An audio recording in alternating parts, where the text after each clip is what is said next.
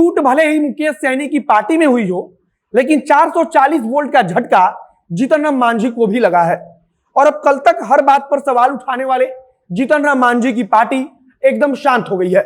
बीच में तो जीतन राम मांझी मुकेश सैनी के साथ मिलकर भारतीय जनता पार्टी और जनता दल यूनाइटेड को डराने की कोशिश भी कर रहे थे और कई बार जनसभा में कह चुके थे कि हमारे समर्थन से सरकार चल रही है और हम जब चाहेंगे तब सरकार गिरा देंगे। लेकिन अब मुकेश सैनी की पार्टी में जिस प्रकार से उनके पूरे विधायक एक साथ ही पार्टी छोड़कर भारतीय जनता पार्टी में आ गए हैं, उससे जीतन राम मांझी सहम गए हैं।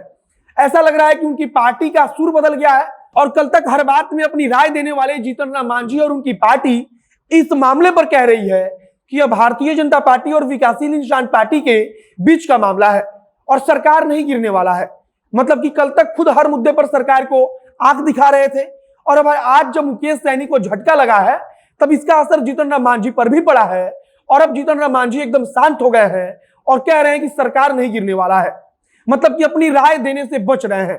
अब नमस्कार, मेरा नाम है मोहित कुमार सिंह और आप देख रहे हैं जनता जंक्शन का विशेष कार्यक्रम एक्सप्लेनर।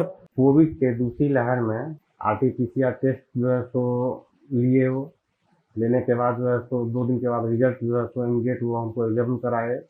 रिजल्ट में हम पॉजिटिव पाए गए। पॉजिटिव रिजल्ट होने के बाद जो है तो सबसे बड़ी समस्या ये हुई कि अब हम इसका ट्रीटमेंट कहाँ से कराएं। ये सबसे परेशानी वाली बात यही हुई। उसके बाद हनुमान जी से हम इस पर कंसल्ट किए, बातचीत होने के बाद जो है तो उन्होंने हर एक तरह से सपोर्ट करना शुरू किया। हनुमान ऐप को डाउनलोड करें और इसका बेनिफिट आप उठाएं। कुछ दिन पहले जीतन राम मांझी की पार्टी बार बार कह रही थी कि बोचहा में जो उपचुनाव होना है उसमें मुकेश सैनी की पार्टी को ही प्रत्याशी उतारना चाहिए, क्योंकि 2020 के विधानसभा चुनाव में वह सीट उनके खाते में गई थी। लेकिन अब यही जीतन राम मांझी और उनकी पार्टी कह रही है कि यह मुद्दा तो हमारा है ही नहीं, बल्कि यह तो भारतीय जनता पार्टी और मुकेश सैनी के बीच का मुद्दा है और हमको उससे कुछ नहीं करना है।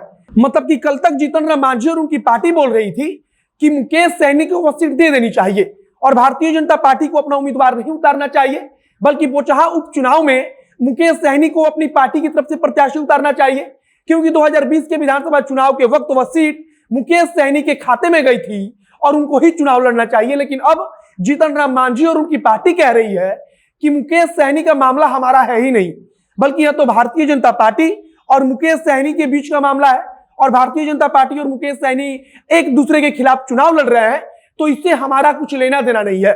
जीतन राम मांझी की पार्टी की तरफ से कहा जा रहा है कि सरकार पर कोई खतरा नहीं है, लेकिन कल तक यही जीतन राम मांझी की पार्टी और जीतन राम मांझी खुद हर जनसभा में कह रहे थे कि हमारी समर्थन से सरकार चल रही है और जब हमारी बात नहीं मानी जाएगी तब हम दिखा देंगे।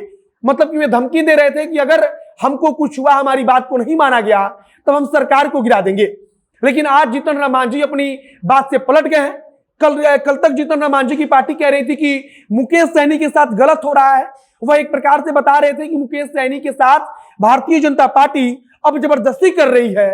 लेकिन आज जीतन राम मांझी से पलट गए, उनकी पार्टी इस बात से पलट गई है और कह रही है कि यह हमारा मुद्दा ही नहीं है। मतलब कि कुल मिलाकर जीतन राम मांझी मुकेश सैनी का हश्र देखकर अब चुप हो गए हैं और एकदम शांत पड़ गए हैं।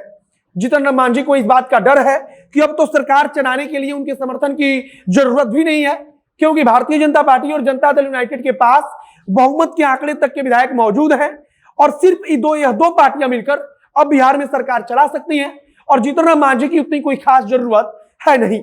और अगर बोचहा का उपचुनाव भारतीय जनता पार्टी जीत जाती है तब बहुमत के आंकड़े से ज्यादा विधायक सिर्फ भारतीय जनता पार्टी और जदयू के मिलाकर हो जाएंगे और फिर जीतन राम मांझी की जरूरत बिहार में सरकार चलाने के लिए भारतीय जनता पार्टी और जदयू को नहीं पड़ेगी। मतलब कि जीतन राम मांझी भी अब परिस्थिति को समझ रहे हैं और खुद को बदलने की उस हिसाब से कोशिश कर रहे हैं और खुद को परिस्थिति के हिसाब से ढालने में जुट गए हैं।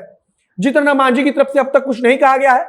उनकी पार्टी के प्रवक्ता की तरफ से कहा गया है कि जो मुकेश सैनी के साथ जो कुछ हो रहा है वह हमारा मुद्दा नहीं है, बल्कि यह सब कुछ भाजपा और उनके बीच का मसला है।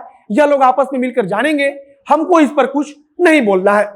फिलहाल जीतन राम मांझी का जो रुख बदला है उसके पीछे का कारण बताया जा रहा है कि जिस प्रकार से मुकेश सैनी की पार्टी में एक बड़ी टूट हुई और उस टूट के साथ ही अब जीतन राम मांझी की जरूरत सरकार चलाने के लिए उतनी नहीं है, तभी इस हिसाब से जीतन राम मांझी को लगता है कि अगर वो ज्यादा कुछ बोलेंगे तो उनके साथ भी ऐसा कुछ हो सकता है या उनको सरकार से बाहर निकाला जा सकता है और इसीलिए जीतन राम मांझी और परिस्थिति को समझते हुए शांत पड़ गए हैं। बाकी आगे जो कुछ नई जानकारी आएगी उसे हम आप तक पहुंचाएंगे। इस वीडियो को ही समाप्त करते हैं। वीडियो को शेयर कीजिएगा और अगर फेसबुक पर देख रहे हैं तो पेज को भी लाइक कर लीजिए तथा अगर यूट्यूब पर देख रहे हैं तो चैनल को जरूर सब्सक्राइब कीजिए। मिलते हैं फिर बहुत जल्द अगली वीडियो में। कैमरे के पीछे खड़े ओम प्रकाश और मैं मोहित कुमार सिंह। बहुत बहुत धन्यवाद।